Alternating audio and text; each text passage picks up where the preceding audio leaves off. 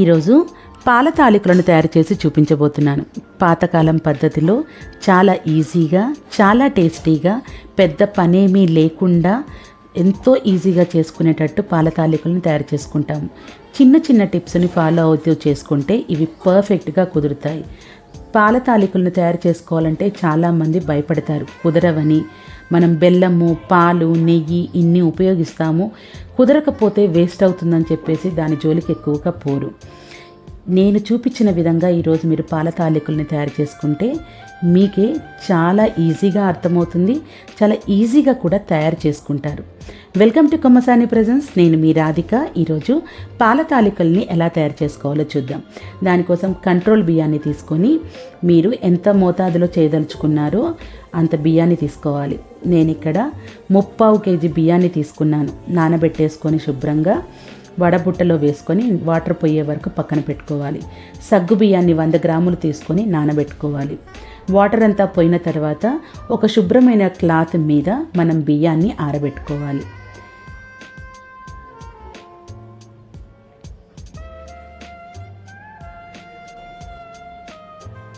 బియ్యం ఆరిపోయిన తర్వాత మిక్సీ జార్లో వేసేసుకొని కొంచెం కొంచెంగా వేసుకొని జల్లించుకుంటూ ఉండాలి.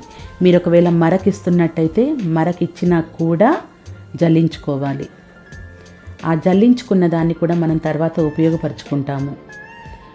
జల్లించుకున్న తర్వాత పిండిని పిడికెడలోకి తీసుకుంటే ముద్దలాగా అయితే పిండి పర్ఫెక్ట్గా ఉందని అర్థం. ఇప్పుడు మనం పాల తాలికల కోసం తాలికలు కలపడానికి పిండిని తయారు చేసుకోబోతున్నాము. దాన్ని కొట్ర అంటారు. దాంట్లో మనం జల్లించిన తర్వాత మిగిలినటువంటి బియ్యపు రవ్వ, కాస్తంత బెల్లం వేసుకొని వాటర్ యాడ్ చేసుకొని స్టవ్ మీద పెట్టుకోవాలి. కొన్ని వాటర్ని కూడా యాడ్ చేసుకుంటూ ఉండాలి. మనకు పిండి ఎంత ఉందో తెలుస్తుంది కాబట్టి కొట్ర కూడా పిండి కలపడానికి సరిపడినంత తయారు చేసుకోవాలి. వాటర్ని పోసి ఈ వాటర్ అంతా కూడా దగ్గరగా వచ్చే వరకు మనం ఉడికించుకోవాలి. పిండి సరిపోదు అనుకుంటే మధ్యలో పిండిని యాడ్ చేసుకోవచ్చు. కాస్తంత పంచదారని కూడా యాడ్ చేసుకొని దగ్గరగా అయ్యే వరకు చూసుకొని దగ్గర పడిన తర్వాత స్టవ్ని ఆఫ్ చేసేసుకోవాలి. ఇప్పుడు జల్లించుకున్నటువంటి మొత్తం పిండిని గిన్నెలోకి తీసుకోవాలి.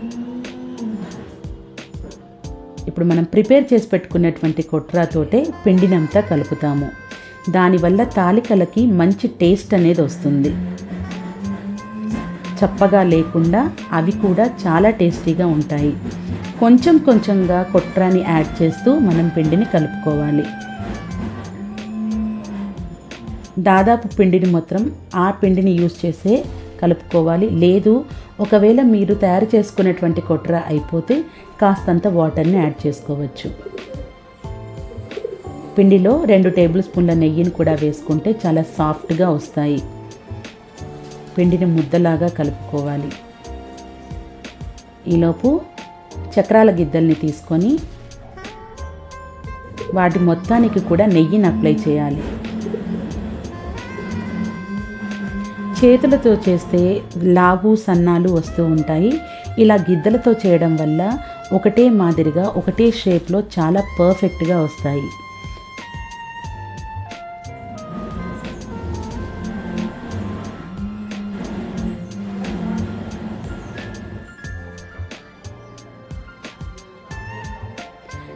పిండిని చాలా సాఫ్ట్గా కలుపుకోవాలి. గిద్దల నుంచి కిందికి దిగేంత సాఫ్ట్గా కలుపుకోవాలి. అంటే మనం చక్రాల పిండిని ఏ రకంగా కలుపుకుంటామో ఆ రకంగా కలుపుకోవాలి. ఇప్పుడు స్టవ్ మీద గిద్దలు ప్రిపేర్ చేసి పెట్టుకున్న తర్వాత స్టవ్ మీద ఒక వెడల్పాటి గిన్నెని పెట్టుకొని 4 గ్లాసుల వాటర్ని తీసుకొని కాస్తంత పాలని కూడా యాడ్ చేయాలి. తర్వాత మనం నానబెట్టుకునేటువంటి సగ్గు బియ్యాన్ని పాలల్లో వేసుకోవాలి. ముందుగా వీటిని ఉడికించుకోవాలి.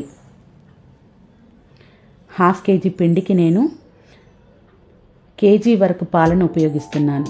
పాలు నీళ్లు కలిపి కేజీ వరకు అంటే లీటర్ పైన ఉంటాయి. గిద్దలలో వేసుకునేటువంటి పిండిని ఒకసారి టెస్ట్ చేసుకోండి. ప్రాపర్గా పడుతున్నాయా లేదా అనేది చెక్ చేసుకోండి. ఒకవేళ గట్టిగా ఉండి పడకపోతే కాస్తంత వాటర్ని యాడ్ చేసి పిండిని పలచగా చేసుకోండి. సగ్గుబియ్యం ట్రాన్స్పరెంట్ అయ్యే వరకు ఉడికించుకోవాలి. అచ్చంగా పాలు పోస్తే ఈ సగ్గుబియ్యం కానీ తాలికలు కానీ పర్ఫెక్ట్గా ఉడకవు. కాబట్టి వాటర్ని తప్పకుండా యాడ్ చేయాలి. సగ్గుబియ్యం ఉడికిన తర్వాత మనం గిద్దలతోటి తాలికలని ఒత్తుకోవాలి.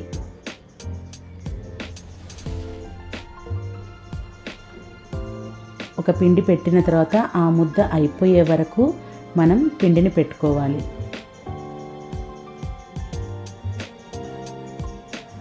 ఈ ప్రాసెస్ ఫ్లేమ్ని సిమ్లో పెట్టుకొని చేసుకోవాలి. మళ్ళీ మరొక రౌండ్ కూడా అలాగే తాలికల్ని తిప్పుకోవాలి.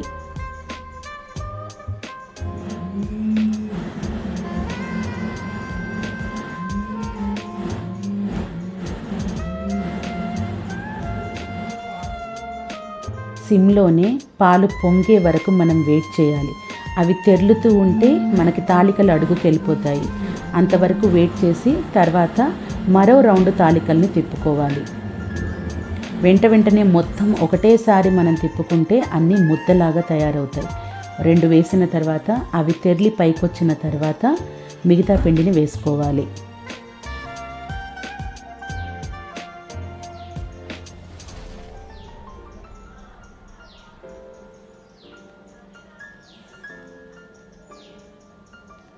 ½ కేజీ పిండికి దాదాపు పంచదార బెల్లము కలిపి కేజీ పడుతుంది. అలాగే లీటర్ పైన పాలు పడతాయి. పాలు నీళ్లు కలిపి లీటర్ పైన పడతాయి.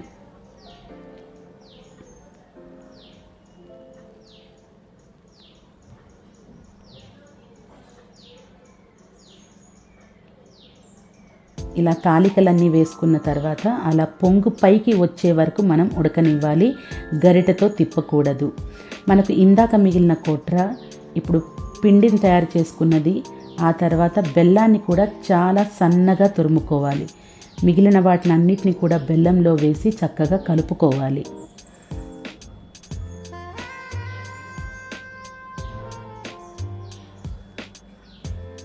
ఇలా పలచగా అయిన తర్వాత బాగా బెల్లము బయటే కరిగిపోవాలి. అంతవరకు మనము కలుపుకుంటూ ఉండాలి. తర్వాత కాస్తన్ని పాలను కూడా యాడ్ చేసేసేయాలి. పచ్చి పాలను యాడ్ చేస్తున్నాను. పచ్చి పాలను యాడ్ చేయాలి.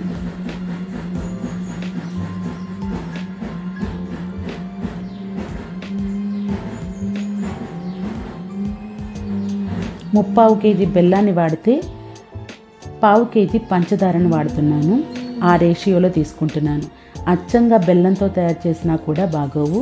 పంచదారను కూడా ఖచ్చితంగా యాడ్ చేయండి. ఇప్పుడు ముప్పావు భాగం ఇవన్నీ కూడా ఒక గిన్నెలోనే కలుపుకోవాలి. తాలికలను కలిపేటప్పుడు గరిటె యొక్క వెనక భాగాన్ని యూస్ చేసి మెల్లగా అడుగు భాగం కదుపుకుంటూ ఉండాలి. పైకి కిందికి ఒకటేసారి మనం కలుపుకోకూడదు. తాలికలు విరిగిపోతాయి. మనం ఇలా కలుపుకోవడం వల్ల తాలికలు పొడవుగా ఉంటాయి, చాలా చక్కగా ఉడుకుతాయి కూడా. సిమ్లో పెట్టేసుకొని చక్కగా ఉడకనివ్వాలి. గరిటెతో మధ్య మధ్యలో ఇలా కలుపుకుంటూ వాటిని స్ప్రెడ్ చేసుకుంటూ కలుపుకోవాలి. ఇప్పుడు మనం ప్రిపేర్ చేస్తున్న గిన్నెలోనే యాలకుల పొడిని కూడా వేసుకోవాలి.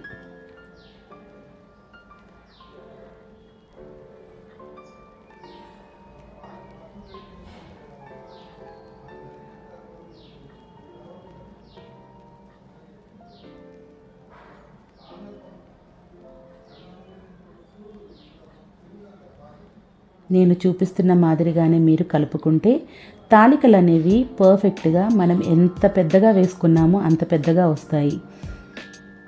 తాలికలు ఉడికాయా లేదా అని తెలుసుకోవడానికి ఒక తాలికను తీసుకొని చేతితోటి మీరు స్ప్రెడ్ చేస్తే ఈజీగా తెగిపోతే ఉడికిపోయాయని అర్థము. లేదంటే మరో 2 నిమిషాలు ఉడికించుకోవాలి. ఇప్పుడు గిన్నెలో కలుపుకున్నటువంటి మొత్తం మిశ్రమాన్ని కూడా పాల తాలికల్లో వేసేసేయాలి.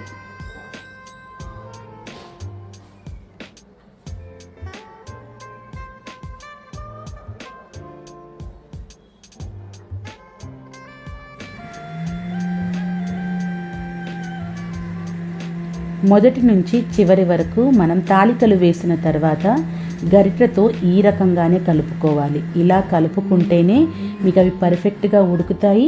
దాని షేప్ కూడా బాగుంటుంది. ఎక్కడ కూడా తుంపులుగా అవ్వవు.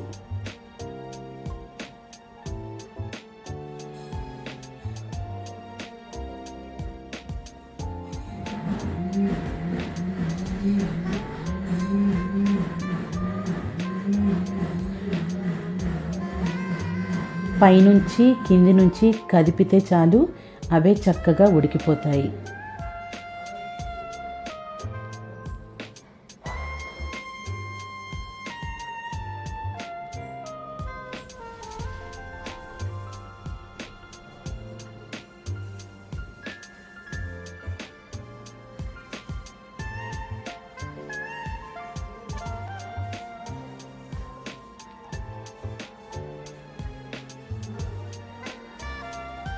ఈలోపు స్టవ్ మీద ఒక చిన్న బాండిని పెట్టుకొని నెయ్యిలో జీడిపప్పుని వేయించుకొని పక్కన పెట్టేసుకోండి.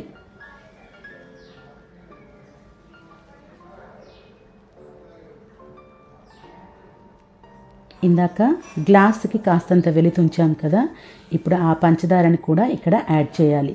బెల్లము పంచదార కలిపి దాదాపు మనము కేజీ వరకు వాడుకున్నాము.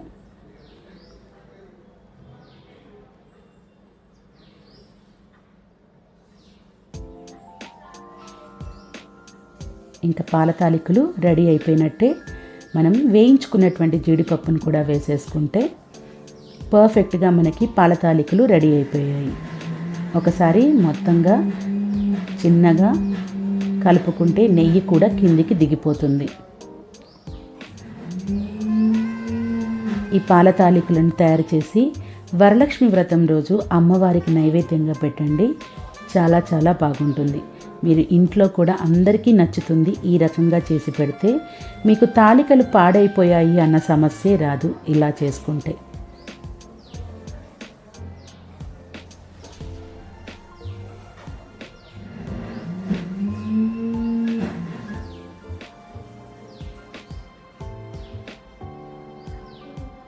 స్టవ్ ఆఫ్ చేసేసి అమ్మవారికి నైవేద్యంగా సమర్పించండి. చాలా చాలా బాగా కుదురుతుంది మీకు. నా వీడియో కనుక మీకు నచ్చినట్లయితే లైక్ చేయండి, షేర్ చేయండి, సబ్స్క్రైబ్ చేసుకోండి.